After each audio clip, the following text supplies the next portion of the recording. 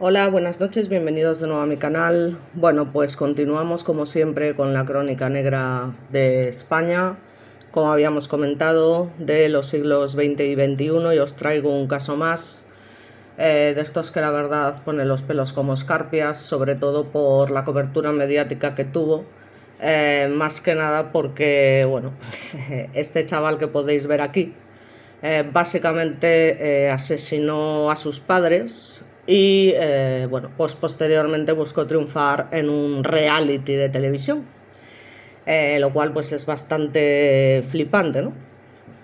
Como poco, como poco.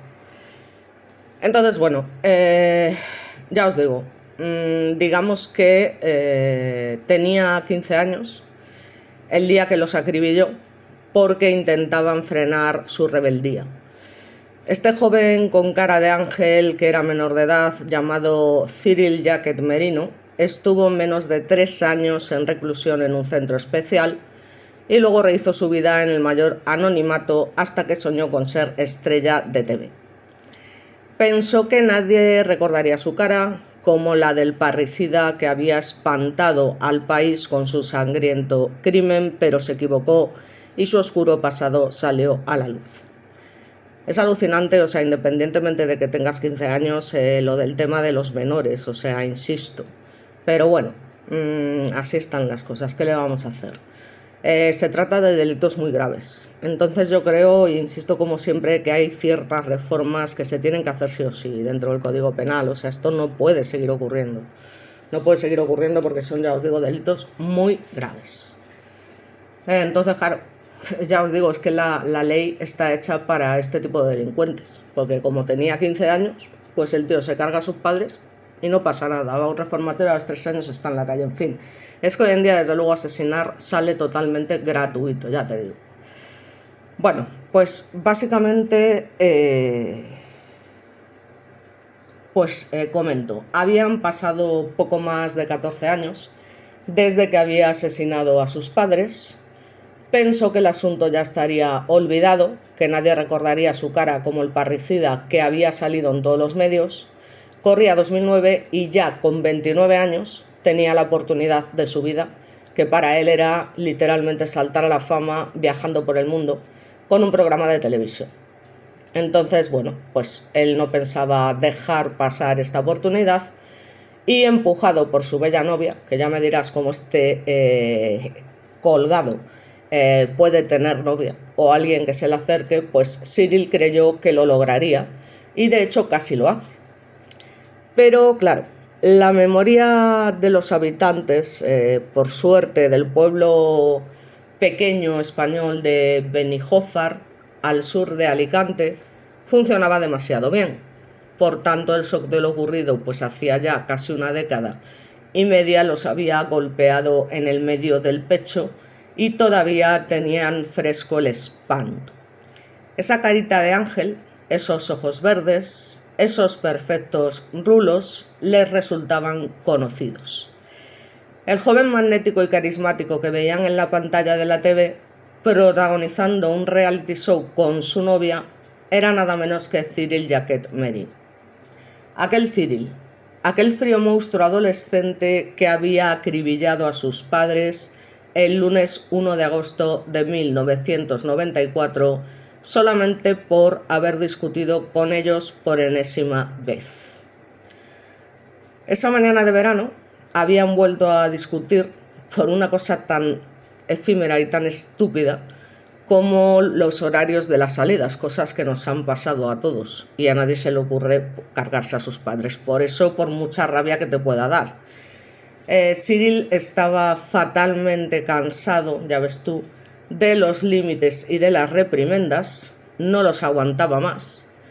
Y bueno, pues tenía todo planeado con toda su sangre fría, por lo tanto, independientemente de que tuviera 15 años, no era ningún santo. Una persona que planea las cosas con antelación tiene rasgos psicopáticos sin ninguna duda, y esperaría con paciencia en su casa de los Algarrobos, ya os digo, el retorno de ambos, con lo cual lo tenía todo perfectamente calculado. Primero llegó su madre, Isabel Merino, de tan solo 35 años, o sea, lo había tenido con 20, fijaos, volvió cerca del mediodía, entró, bueno, pues con ganas de relajarse y de cambiarse de ropa. Y bueno, mientras subía la escalera hacia su dormitorio empezó a sacarse el cinturón, pero básicamente no terminó de hacerlo, porque ahí mismo, entre escalón y escalón, la derribaron 2 certeros balazos que impactaron en su cuello. Obviamente cayó por las escaleras y recibió una bala definitiva en la cabeza. Su hijo Cyril, a ver un momentito, perdonad, vaya tela, la peña, cómo se le va la pinza. El de los ojos verdes y de angelicales bucles le había disparado inmutable 3 veces, además con perfecta puntería. Ya me dirás tú de dónde saca un tío que vive en Alicante con 15 años un arma. En fin, y bueno, y dispara a su madre de esa manera, con tanta sangre fría y además con tiros tan certeros. Y la remata realmente, ¿no? Con esa bala definitiva en la cabeza. O sea, yo ya os digo que me quedo sin palabras por muchos casos que os traiga y demás, porque son cosas flipantes. Digamos que dejó a su madre impúdicamente despatarrada y tranquilamente se dispuso a esperar a su papá. Transcurrieron 4 largas horas en las que es literalmente imposible saber qué pensó Cyril durante esos 240 minutos mientras el cuerpo de su madre perdía la tibieza, desbaratado en una incomodísima posición para cualquier ser vivo. O sea, que teniendo ya a su madre muerta y aún así, o sea, ningún arrepentimiento ni nada, o sea, no fue un impulso de te mato y luego digo que he hecho, no, el tío la mató, la dejó ahí, muerta, espatarrada de cualquier manera, y aún así siguió el tío durante horas esperando que llegase su padre para hacer con él lo mismo. O sea, que te quiero decir, que vamos, menudo psicópata, en fin. Lo que pensaba, pues estaba claro, lo que pensaba, que llegase su padre y demás. O sea que, digamos que importaba, porque ella ya estaba rematadamente muerta, ¿no? Así que a él le daba exactamente igual. Cualesquiera que hubiesen sido sus pensamientos, no incluyeron la posibilidad de retroceder en ningún caso, ya os digo. Cuando su papá, Oliver Jacket, de 45 años, abrió la puerta, él ya estaba preparado, atrincherado y pertrechado. Oliver quizá ni vio el cuerpo de su mujer caído al pie de la escalera, y su hijo, volvemos a decir, el de los ojos color bosque, lo aguardaba en la cocina. Apenas traspasó el marco de la puerta, lo bajó con una ráfaga de 7 balazos de la pistola semiautomática alemana Mauser-Werke calibre 7.65. El último tiro se alojó en su cabeza. Ya os digo que el tío encima parece que tenía muy buena puntería y que los últimos tiros son para asegurarse la muerte, porque se los produce en la cabeza. Entonces, bueno, digamos que exactamente igual que el tercer tiro que le había dado a su madre. Así que queda claro que Cyril no quería malheridos, quería muertos. Acto seguido dio vuelta a la casa, lo revolvió todo como si hubiesen entrado a robar, es decir, todo planeado con un ensañamiento y con una sangre fría de narices. Tomó las alhajas de su madre, se llevó otros objetos de valor de la casa y desarmó la pistola. Se subió a su bicicleta y tiró todo lo que lo comprometía bien lejos y pretendía que el crimen de sus padres pareciese un robo violento. Pedaleó 9 kilómetros hasta la casa de sus abuelos en la urbanización de Ciudad Quesada y simuló una absoluta normalidad. Como tantas otras veces, pasaría la noche con ellos, lo que a los ancianos no les extrañó, de hecho, aunque fuese una repentina aparición, porque su nieto parece ser que solía visitarlos. ¡Qué miedo! Menos mal que no le dio por matar a los abuelos también. En fin. A la mañana siguiente, Cyril volvió a su casa y comenzó con la actuación que tenía ensayada. salió corriendo de su hogar simulando estar despavorido para avisar a los vecinos que les habían entrado a robar y que los ladrones habían matado a sus padres. Cuando la policía llegó al lugar, se encontró con el violento escenario: 2 muertos, 10 balazos y un hijo adolescente en aparente estado de conmoción. Apenas conocida la noticia, pues la opinión pública lógicamente se solidarizó con el joven y con su desgracia. Esa solidaridad se transformaría rápidamente en incredulidad y luego en espanto. Bueno, creo que esta imagen es incluso de mejor calidad. Bueno, digamos que... Vaya, esto pasa, chicos, ya sabéis que lo que no me pasa a mí no le pasa a nadie, hay que moverlo así un poco. Yo no sé por qué de repente pierde la perspectiva.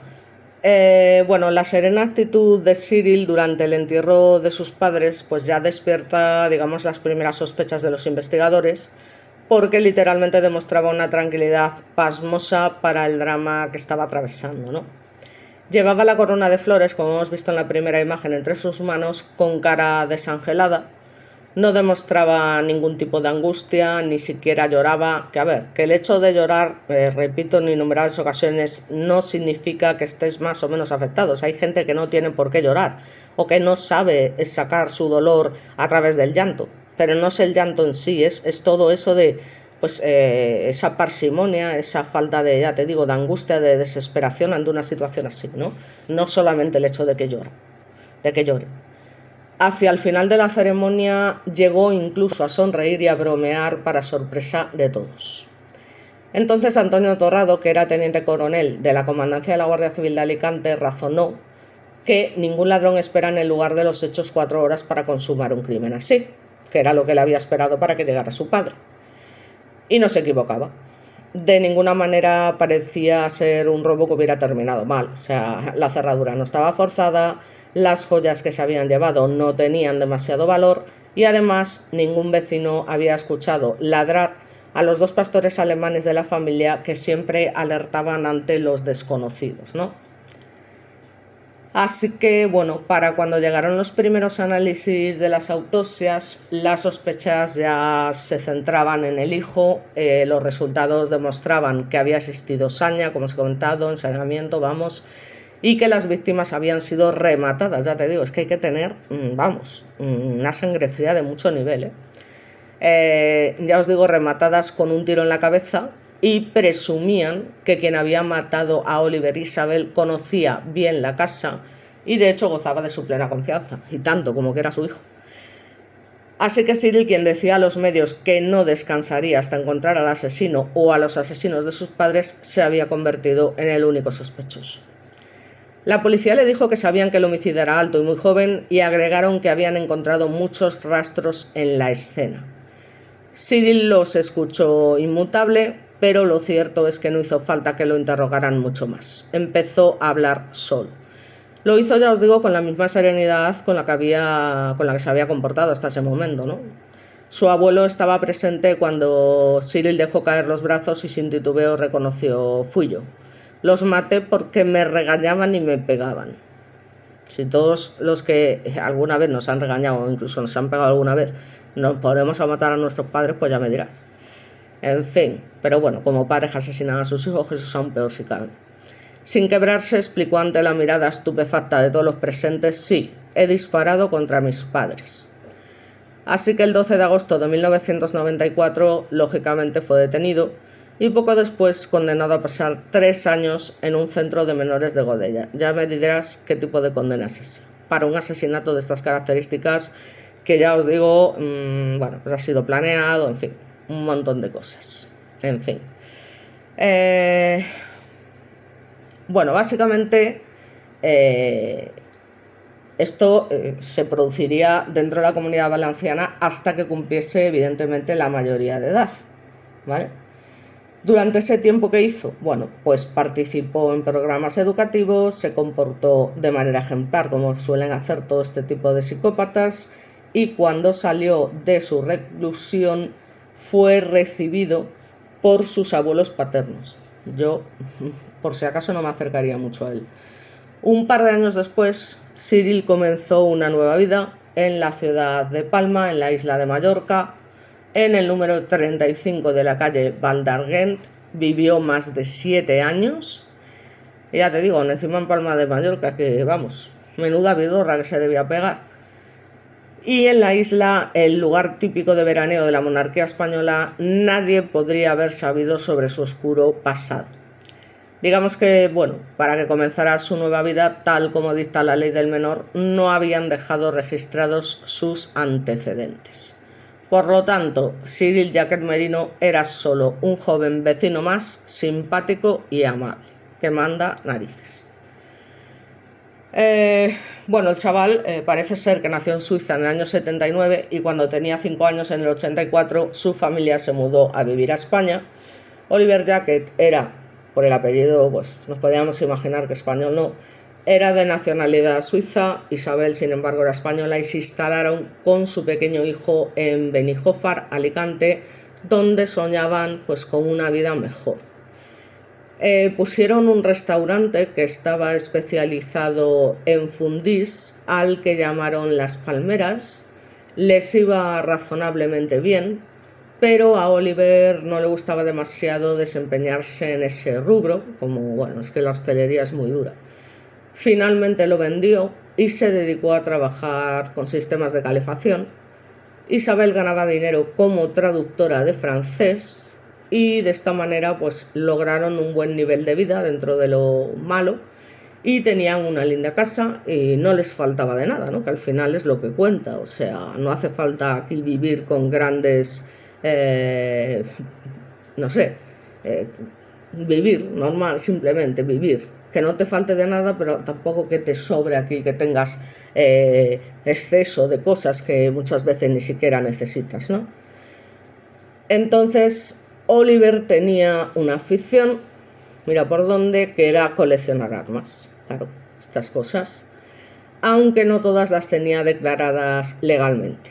Claro, nunca pensó jamás que su hobby pudiera ser peligroso. Hombre, yo desde luego con niños en casa no tendría un arma en la vida, incluso aunque seas de las autoridades y demás. Y si la tengo, desde luego tendría muy bien enseñados a mis hijos qué es lo que nunca tienen que hacer. Pero bueno, menos aún que saldría de su propia colección esa pistola que gatillaría su único y amado hijo.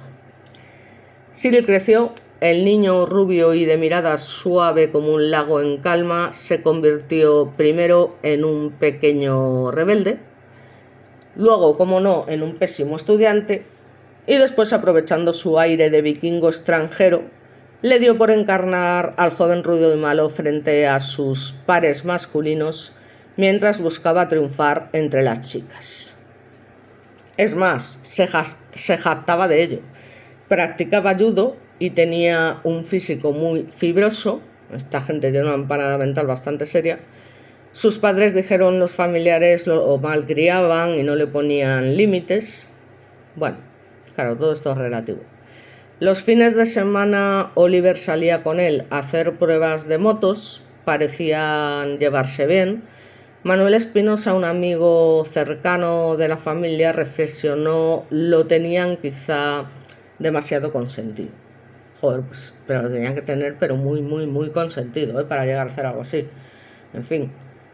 Cyril no pensaba igual, creía que sus progenitores no le daban el espacio que quería, iba por más y por eso decidió empuñar el arma de su papá y se liberó en un santiamén de esos pocos límites que pretendían imponerle.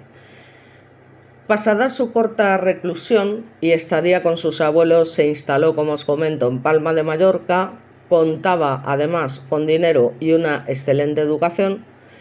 No le costó entrar como auxiliar de vuelo en la línea aérea Air Europa.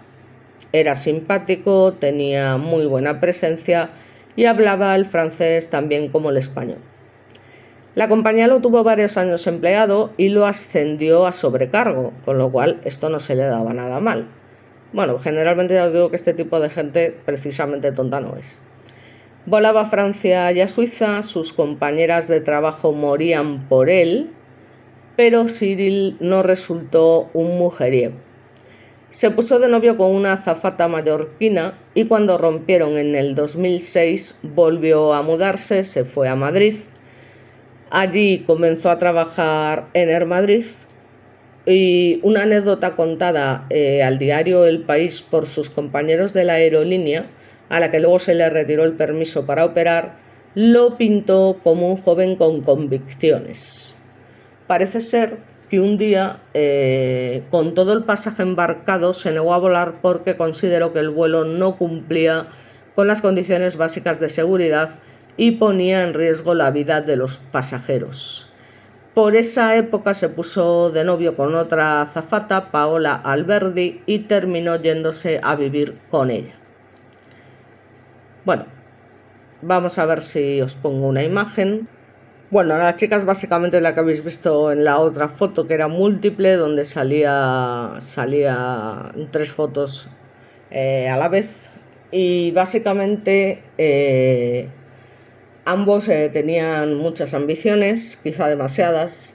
Él tenía ya 29 años, ella 24, cuando la idea de la fama, digamos, de dar gratis vueltas por el mundo para obtener un suculento premio de 250.000 euros los tentó. Así que Cyril y Paola se presentaron al casting del programa La Vuelta al Mundo en directo, que consistía en un reality show de estos de los muchos que hay, en el que 15 parejas viajarían por distintos puntos del planeta realizando toda clase de pruebas. Quedaron seleccionados, habían sido elegidos entre 8.000 aspirantes, que se dice pronto, y habían sorteado un exhaustivo estudio psicológico donde la producción había descartado cualquier tendencia violenta de los participantes, para que veáis que captar a esta gente es muy complicado, muy complicado. Así que nada, ya os digo, pasaron todos los filtros y se convirtieron de hecho en la pareja favorita. Eran bellos y magnéticos. Paula, como hemos visto en imágenes anteriores, de larguísimo pelo castaño, tenía una figura espectacular y una sonrisa encantadora. Se vendía como una joven fanática de las compras y las aventuras. A Cyril los conductores del reality lo presentaron diciendo que en la actualidad trabaja como auxiliar de vuelo, se considera un nómada y ha probado suerte en multitud de empleos, es muy puntual y tiene muchas discusiones con su novia por ese motivo. Odia perder. Obviamente nadie en el canal conocía el pasado de aquel tranquilo joven de mirada lánguida y educados morales. Aquí lo vemos en la imagen cuando estaba en lo que es el sepelio de sus padres, ¿no? Por decirlo de alguna manera, con las flores y eso. Y nada, ¿qué pasa? Pues que lo que hacemos en la vida suele perseguirnos, aunque por desgracia no siempre, y con Cyril no fue distinto. Una fría noche de febrero de 2009, algunos vecinos de Benijòfar se inquietaron al ver en la pantalla de TV a ese joven de 29 años que conducía un auto y posaba con su pareja para un nuevo programa. Así que se llevaron las manos a la cabeza y dijeron que no podía ser, que se parecía tanto a aquel que había acribillado sin dudar a sus padres en su propia casa, que luego de las primeras dudas se dieron cuenta de que era él. Era imposible olvidar esa cara, esos ojos. Habían pasado 15 años, eso sí, y allí estaba el asesino de Oliver e Isabel intentando triunfar en la televisión. Así que a partir de aquí obviamente se desató la tormenta, los mensajes al canal de los vecinos de los Jacket y los posteos en las incipientes redes sociales que vuelan como un rayo pues lo revelaron todo. Entre esas parejas idílicas que habían seleccionado se les había colado un lobo feroz, parricida. Los titulares de las crónicas de la época salieron a la luz, indicando, pues es un tirano de 15 años, a sangre fría. Básicamente la gente se mostraba enfurecida con los productores porque querían evitar que el asesino participase de semejante show. Así que en este momento, claro, manifestaron, nos indignamos cuando supimos que estaba en la tele y empezamos a mandar mensajes de móvil a la cadena, explicó una de las vecinas de las víctimas. Por tanto, los organizadores del programa se escudaron diciendo que ellos no sabían nada del asunto policial y negaron, por supuesto, haber aprovechado el morbo del caso para aumentar su audiencia. Reconocieron que le habían preguntado a Cyril por su familia, pero aseguraron que él solo les había dicho que sus padres habían fallecido en extrañas circunstancias muchos años atrás y que preferían no hablar solo sobre ello. Digamos que el escándalo fue de tal magnitud que debieron llamar a la pareja que estaba grabando en Venecia y decirles que volvieran para explicar el asunto en una entrevista que sería televisada, y luego evidentemente fueron expulsados, solo faltaría. En fin. Por tanto, bueno, pues el show por suerte continuó sin ellos ante 1,5 millones de espectadores, pero lo cierto es que la audiencia no fue la suficiente para garantizar el éxito y un mes después pues el programa salió del aire. El tío materno de Cyril, Adolfo Merino, que vivía cerca de la casa de los Jacket, dijo en ese entonces a los medios: yo lo quería como a un hijo más, siempre ha sido muy inteligente y sabe ganarse a la gente, nadie puede imaginar lo que yo sufrí al saber que era el asesino. Reconoció también que, bueno, obviamente no quiso verlo nunca más. Cuando hubo que repartir la herencia, prefirió dejar todo en manos de su abogado y agregó: cuando lo vi en televisión se me revolvieron las tripas, fue muy duro, yo ya no tengo nada en contra de Cyril, que viva su vida tranquilo, pero que tampoco se exhiba públicamente, ¿no? También tenía razón el hombre. Digamos que Tisha O'Dyle, que era una amiga de Cyril, que se enteró por el escándalo del pasado criminal de su amigo, sostuvo por el contrario que la gente lo estaba destruyendo y desafió: ¿qué sentido tiene hablar siempre de reinserción cuando después no le damos una segunda oportunidad a las personas? Bueno, a pesar de lo que piensan algunos de mis familiares con los que he discutido sobre este tema, como os he dicho miles de veces, que yo los admiro, los quiero muchísimo, son psicólogos y demás y creen profundamente en el tema de la reinserción, y más en estos casos que estamos hablando de gente joven y demás, yo creo que para que haya una reinserción, que en la mayoría de los casos me vais a perdonar, pero al menos en el tema de agresores, sex, asesinos en serie y demás, no se van a reinsertar nunca porque no pueden, porque tienen una patología determinada que no se lo permite, pero que también hay algunos casos que por su especial frialdad y demás no deja de ser, ya os digo, otro rasgo de psicopatía o algo, porque claro, en fin, lo que hizo este chaval con esa sangre fría pues es bastante serio.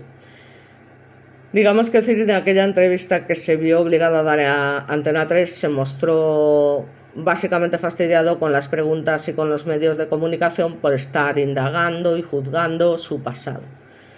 Enojado, cuando el entrevistador le pidió aclarar el asunto del que hablaban, respondió: yo no pienso aclarar nada, no pienso dar más pie a la bola de nieve. Mi pasado es mi pasado y está enterrado para mí. Yo pensaba que esto podría salir a la luz por parte de algún indeseable. Yo me quiero muchísimo a mí mismo, está claro que era un narcisista de narices, y estoy muy contento con mi vida. Que se den cuenta del daño que han hecho, dice el tío. Es que hay que tener cara dura, macho. Yo flipo con esta peña, de verdad.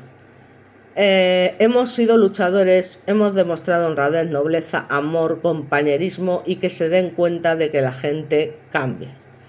Claro, los vecinos escandalizados por sus declaraciones dijeron en los medios: enterrados están los padres. Bueno, pues lo que resulta sin ninguna duda sorprendente, la verdad, o al menos a mí no deja de sorprenderme, es que Paola, la novia, por su parte, asumió en aquella misma entrevista que debieron dar al canal a conocer sobre los crímenes desde el principio de la relación, y aseguró no tener miedo a nada. De hecho, manifestó: me molesta mucho tener que irme del programa porque alguien quiere meter mierda en la vida de los demás. Yo lo apoyo desde el primer día que lo conozco y lo voy a seguir haciendo. Es algo que pasó hace muchísimo tiempo.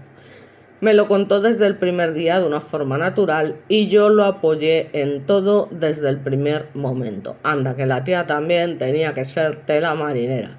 Pero bueno, tampoco me sorprende porque ya sabéis que hay muchos criminales muy peligrosos que tienen un montón de admiradoras y reciben cartas de todo tipo, incluso se llegan a casar estando en la cárcel, en fin.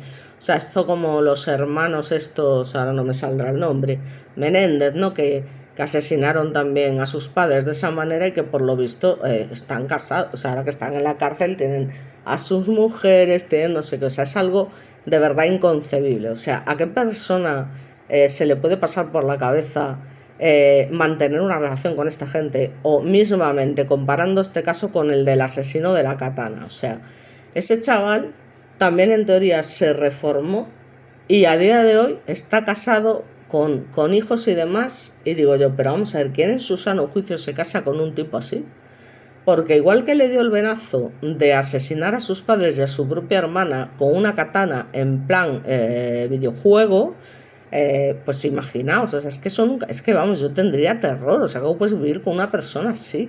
Y además sabiendo lo que ha hecho, o sea, que yo no digo, ya os digo, os lo he comentado muchas veces, que no haya casos excepcionales en los que efectivamente por motivos muy determinados, concretos, incluso hasta cierto punto justificables, pues alguien a lo mejor cometa algún tipo de delito imprudente en su juventud y que efectivamente, joder, no se le puede condenar de por vida a estar en la cárcel siempre, claro que no, porque esa gente pues tiene efectivamente opción de reinsertarse y tiene que tener ese derecho, pero joder, es que estamos hablando de que has matado a tus padres a sangre fría con con todo tu papo, ¿sabes lo que te digo? O sea, es que, claro, hay crímenes y crímenes. Y luego lo de la Paola, en fin, yo no sé. Entonces, básicamente ella dice además, es que cuando estás con él se te olvida su pasado, es una persona tan tranquila y tan dulce, se le debieron cruzar los cables para hacer aquello. No, a la que se le han cruzado los cables es a ti, porque a él está claro que ya los tenía cruzados. En fin, aquello, un pronombre ni sustantivo, sin sustantivo ni adjetivo, el frío asesinato de Oliver e Isabel era aquello. Así que gracias a que Paola Alberdi es fanática de las redes, se puede saber bastante de la idílica vida que llevan hoy como familia, porque de Cyril en la web no hay nada actual. El matrimonio vive viajando por el mundo, ya me dirás tú, joder, qué bien viven. Ibiza, Hawái, California, Grecia, Francia, Turquía, el Caribe, Tailandia, o sea, increíbles paisajes y lugares. No sé cómo lo hacen, si es que le han quedado ahí, no sé, porque luego esta gente aún encima cuando se reinserta tienen una pensión prácticamente vitalicia y se les ofrecen un trabajo, cosa que los demás no tenemos. En fin, aquí se ve que hay que hacer ciertas cosas para poder tener ciertos privilegios. Es decir, que tienes que ser un mal nacido, básicamente, ¿no? Tuvieron 2 hijos que protagonizan casi todas las fotos que Paola sube a Instagram. El 4 de noviembre de 2014 nació Tristán, un pequeño rubio de pelo lacio y ojos claros que hoy tiene ya 5 años. Y el 17 de julio de 2016 llegó a la familia su hija Bimba, que acababa de cumplir 4 años y cuyos rubios rulos recuerdan aquellas fotos de su padre joven en tiempos menos felices. Entre las amigas de Paola en las redes se encuentra nada más y nada menos que la famosa periodista española Sara Carbonero, mujer del exfutbolista Iker Casillas. O sea que es todo como muy glam, ya te digo, o sea, tiene que ser gente de pasta, porque para relacionarse la Sara Carbonero con ella, y si sabe con quién está casada, claro, porque parece ser que la Paola esta es una influencer también en Instagram. Entonces, claro, no sube ninguna foto de su amado esposo, pues supongo que para que no se conozca la situación. Pero vamos, que yo entiendo que después de salir todas estas noticias y todo este revuelo con el programa, alguien debió enterarse de algo, digo yo. Entonces, ya os digo, Paola Alberdi a los 19 empezó a volar como azafata, pero a los 24 fracasó con su primer intento de triunfar con Cyril en la pantalla chica, que a los 30 se sorprendió con su primer embarazo durante un viaje a la India, escribe en uno de sus miles de posteos, diciendo: en nuestra casa nunca nos damos por vencidos, decimos lo siento, nos gusta divertirnos, decimos por favor, gracias, nos damos fuertes abrazos, estamos un poco locos, perdonamos, cometemos errores, damos segundas oportunidades, perseguimos sueños, decimos te quiero, somos una familia. Claro, lógicamente habla de sí misma y de su vida con Cyril Jacket y sus hijos, con quienes ha pasado la cuarentena durante esta pandemia por coronavirus, nada más y nada menos que en el resort 5 estrellas de Rajabali Krabi en Tailandia. Ella, que postea sin parar fotos cuidadas y bellísimas con sus hijos, se cuida muy bien de no subir a su glamoroso Instagram ninguna con Cyril para que no lo reconozcan. Solo se lo puede ver a medias en un posteo del 31 de enero de 2017, acompañando a su bebé Bimba, que lleva puestos unos auriculares. Sus labios y su mentón son inconfundibles en esa fotografía, parece ser, ¿no? En fin. Bueno, pues ya veis, aquí lo podemos ver, aunque de mala calidad, porque las fotos realmente son malas, en el cortejo fúnebre con los padres, acompañándolos y demás, con las flores pertinentes. Y digamos que, bueno, pues la productora que causó o levantó tal polvareda mediática, ya que el programa salió al paso, hablando de esto que os había comentado, las pruebas psicológicas, bueno, pues tuvo que manifestar en varias ocasiones que era mentira, que en algún momento estuvieran buscando el morbo para ganar audiencia, porque parece ser que el muchacho les había contado que era huérfano. Pero bueno, no sé hasta qué punto, porque viendo la sociedad que existe a día de hoy, nada me sorprendería, sin ninguna duda. Entonces ya os digo que fue determinante la movilización por parte del pueblo, donde se había cometido el crimen a pesar del tiempo que había ocurrido, porque bueno, pues no iban a consentir que encima este tipo, pues ya os digo, participara tan tranquilamente en un reality después de lo que había hecho, ¿no? Es bastante obvio, y sobre todo con las gusanos que me regañaban y me pegaban, así que los maté. Pues vale, pues anda, que váyate la marinera. O sea, es que hay que tener mucho cuidado, porque ya os digo, están las cosas que, vamos, que es fatal, no, lo siguiente. Entonces, bueno, pues básicamente ya os digo, no hay mucho más que contar. No sé, los abuelos, bueno, pues parece ser que lo apoyaron y demás. Cosas que también, joder, una cosa así, a ver, está claro que es tu nieto y que al final, pues supongo que lo terminarían perdonando, pero tela, tela. O sea, no sé, son cosas que ya te digo, no termino de cuadrar muy bien. Pero bueno, las cosas que pasan y bueno, ahí está el señor, parece ser que felizmente casado con sus hijos, trabajando perfectamente y se ve que ganando bastante dinero, me imagino que porque ella es influencer, pues si conoce a Sara Carbonero y demás, pues imaginaos, así que viven como reyes. Y ya os digo, de vez en cuando pues se quejan de que los medios no lo dejan retomar su vida o no lo dejan abandonar su pasado. Es que el pasado no se puede abandonar, chaval, y menos cuando has hecho algo así, vamos. Y dice: y no quiero darles pie a que sigan indagando ni juzgando. Mi pasado es mi pasado y yo pensaba que estaba enterrado. Yo pensaba que esto podría salir a la luz por parte de algún indeseable, dice el tío, pero voy a seguir con la cabeza bien alta siempre, que se den cuenta de que la gente cambie. Zanjo. Y con esto también zanjo yo los vídeos, porque no he encontrado ninguna fotografía de las víctimas y nada, otro caso más de la crónica negra de España. Y bueno, para que veáis lo que tenemos aquí también. Tela marinera. Bueno, pues que descanséis y nos vemos en el próximo vídeo. Bueno, y perdonad, antes de terminar, pongo aquí una foto del asesino de la katana, porque no creo que lo trate en mi canal, porque ya es archiconocido por todos.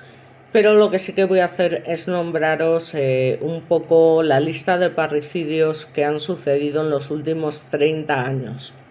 Y con esto me refiero a niños que han asesinado a sus padres, ¿vale? Niños o no tan niños.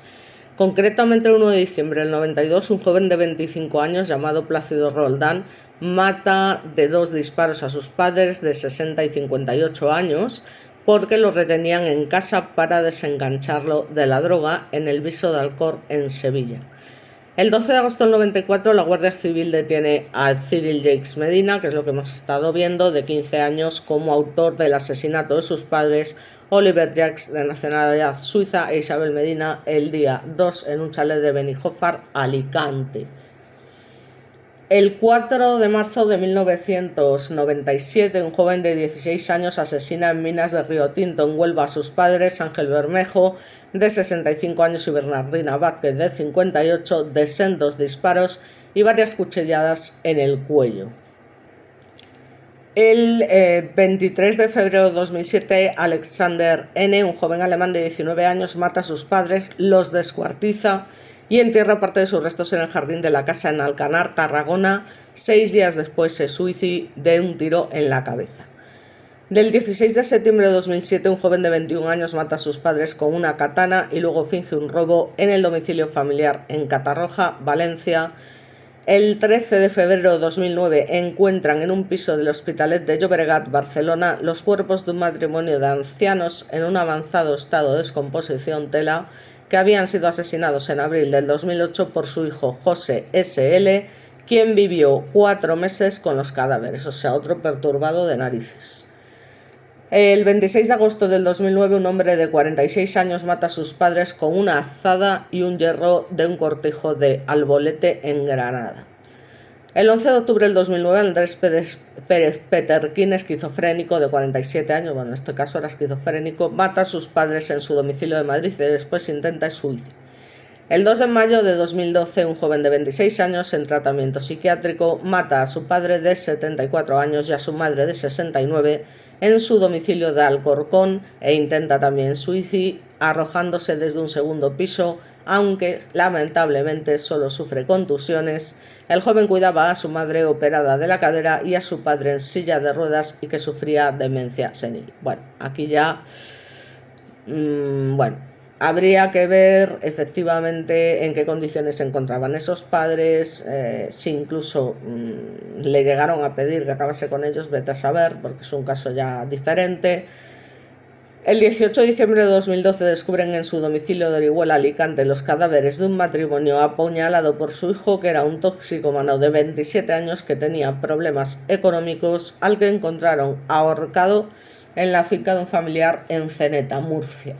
El 1 de marzo del 2013 detienen a Luis Miguel Briz, de 33 años, tras confesar que el 28 de febrero mató a sus padres de 64 y 62 años y además a su hermana de 36 con un cuchillo de cocina en su domicilio de Dos Hermanas, Sevilla, y con un elevado coeficiente intelectual y varias carreras, el hombre, que padecía esquizofrenia, sufrió un brote psicótico. Bueno, ya en el momento que hay enfermedades mentales diagnosticadas y la esquizofrenia, si no se trata, puede llegar a ser realmente peligroso. Perdonad, pero se me ha caído, lo habéis visto, ¿no? Bueno, el 17 de marzo de 2013, Carlos Barra Quintanilla, de 37 años, un momento, perdonad, pero es que no podía hablar por la medicación. Carlos Barra Quintanilla, de 37 años, mata a sus padres, el empresario Manuel Barra, de 73 años, y su esposa Consuelo Quintanilla, de 64, con una escopeta de caza en su domicilio de la barriada de la Mejostilla, en Cáceres. El 8 de junio de 2014, un policía municipal de Bilbao mata a tiros a sus padres enfermos, a los que cuidaba a diario en Baracaldo, y después se suicida. El 23 de diciembre de 2014, un joven de 29 años diagnosticado de esquizofrenia mata a sus padres con un arma blanca en La Guardia, Toledo. El 30 de junio de 2017, un hombre de 35 años mata a sus padres con una escopeta en Paterna, Valencia. El 23 de marzo de 2018 detienen a un joven de 23 años acusado de matar a puñaladas a sus padres adoptivos y a su abuelo en la localidad de Guaza, en Arona, Tenerife. En 2020 fue condenado a prisión permanente revisable. O sea, todo esto pasa en España, o sea, qué tela. El 18 de abril del 2018, un hombre de 47 años mata a sus padres, el hombre de 81 años enfermo de Alzheimer y la mujer de 72 con movilidad reducida, y luego se suicida en Olite, Navarra. En el crimen se utilizó una pistola neumática para sacrificar animales. El 13 de septiembre de 2018, un hombre de 44 años mata de 55 puñaladas a sus padres y su hermano en Alicante. El 11 de enero del 2022, un adolescente de 15 años ha sido detenido en Elche. Esto fue hace 2 días, como quien dice, como autor confeso de la muerte a tiros de escopetas de sus padres y de su hermano de tan solo 10 años. Vaya tela. Así que bueno, era un poco para que veáis que aquí en España pues también pasan estas cosas, que es que no solamente pasan en Estados Unidos, como os digo yo siempre. Entonces, bueno, en fin. Lo del tema del Elche sí que os lo analizaré en su momento, porque también ha sido un caso bastante mediático, pero bueno, los demás ya os digo, en principio no creo que os hable de ellos. Así que nada, por mi parte me despido una vez más y como siempre pues nos veremos en el próximo vídeo. Muchas gracias y que paséis una buena noche.